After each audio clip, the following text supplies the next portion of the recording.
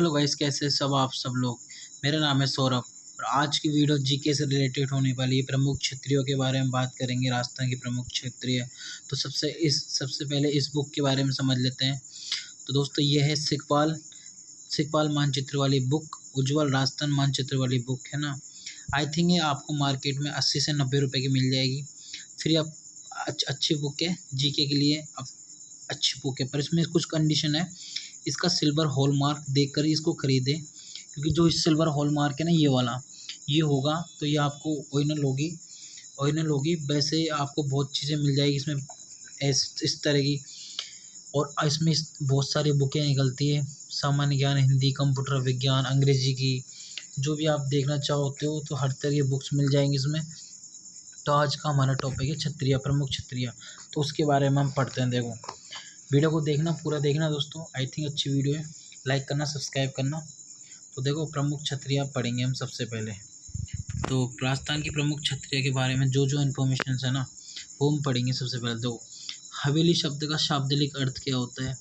हवेली शब्द का मतलब होता है शाब्दिक अर्थ बंद जगह होता है, जिसका प्रयोग भारत में पहली बार राजस्थान में हुआ। जिसका प्रयोग पहली बार कहाँ पे हुआ? भारत में, राजस्थान में। किसी ऐतिहासिक और वास्तुशिल्प महत्ता के निजी आवास के लिए प्रयुक्त किया जाता है। ठीक है दोस्तों, है ना। भगोरिया की हवेली, भक्तों की हवेली, पोधार की हवेली, लालधर जी धड़का की हवेली, नवलगढ़ रामदेवनाथ चौगड़ी की हवेली। तो ठीक है दोस्तों, अब ये राजस्थान की कुछ हवेलियाँ हैं। और राजस्थान का मैप आप देख सकते हैं, पुराना वाला, ओल्ड, नया अपडेट वाला मैं आपको दिखा दूंगा। तो हवेलियाँ वाला टॉपिक हम उसको क्लियर करेंगे। तो सबसे पहले हम बात करते हैं जोधपुर की हवेलियाँ। पुष्य हवेली विश्व की एकमात्र हवेली जो एक ही नक्षत्र में बनी हुई है। बड़े मियाँ की हवेली कहाँ पर है? जोधपुर में।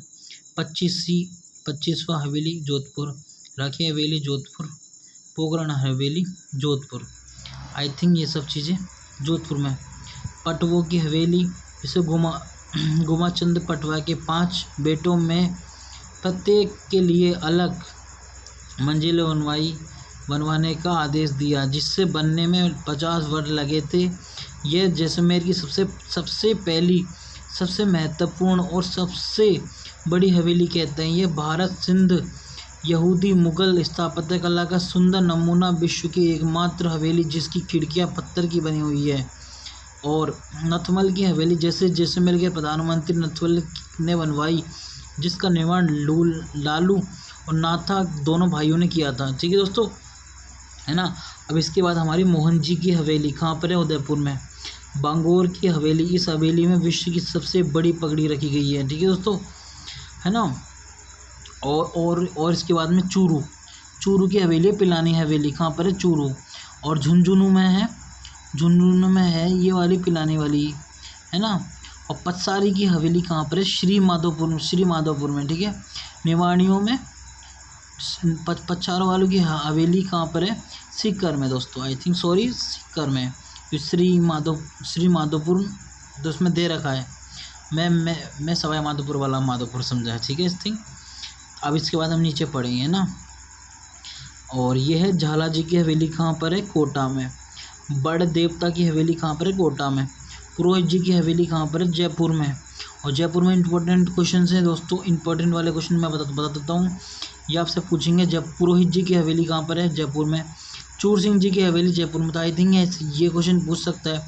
रत्नाकर भट्टू पुडीरी की हवेली, मथुरा वाली की हवेली, नवकल्लू की हवेली, और ये सब कहाँ पर है? जयपुर में।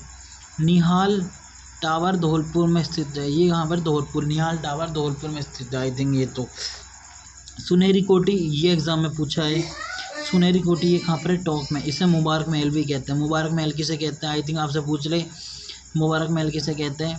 तो टोंक में है। ठीक है दोस्तों, है ना। और नवाब निजाउद्दौला खां 1824 में शीश महल के नाम से जाना जाता है इसी को। ठीक है दोस्तों, अब इसके बाद एक दो हवेली और बची है हमारी, तो पढ़ेंगे। मोहन जी की हवेली मैंने बताई दी, उदयपुर में। सर्वाधिक हवेलियाँ नवलगढ़ में है, इसलिए नवलगढ़ को हवेलियों का शहर कहते हैं। हवेलियों का शहर किसको कहते हैं? नवलगढ़ में। नवलगढ़ को कहते हैं। शेखावटी की स्वर्ण नगरी गोल्डन सिटी भित्ति चित्रों के लिए शेखावटी की हवेलियाँ प्रसिद्ध है। शेखावटी की विशिष्ट हवेलियों में 2 आंगन थे। प्रक्षेपित बालकनी राजस्थानी वास्तुकला का एक महत्वपूर्ण अंग है, जिसे सजावट और देखने वालों प्लेटफॉर्म के रूप में प्रयोग किया जाता है। तो आई थिंक दोस्तों हवेली वाला टॉपिक कंप्लीट हो चुका है। देखो मैंने आपको सारी जितनी इम्पोर्टेंट हवेलियाँ थी ना वो मैंने आपको करा दी, क्योंकि एग्ज़ाम की दृष्टि से जो भी क्वेश्चन पूछे जाते हैं ना वो इन्हीं में से पूछे जाएंगे आपसे आई थिंक। तो दोस्तों वीडियो कैसी लगी ज़रूर बताना, अच्छी लगी तो सब्सक्राइब करना और लाइक करना, वीडियो को बताना। थैंक यू दोस्तों, वीडियो देखने के लिए शुक्रिया, थैंक यू, बाय बाय। मिलते हैं इस नेक्स्ट और धमाकेदार वीडियो में, थैंक यू।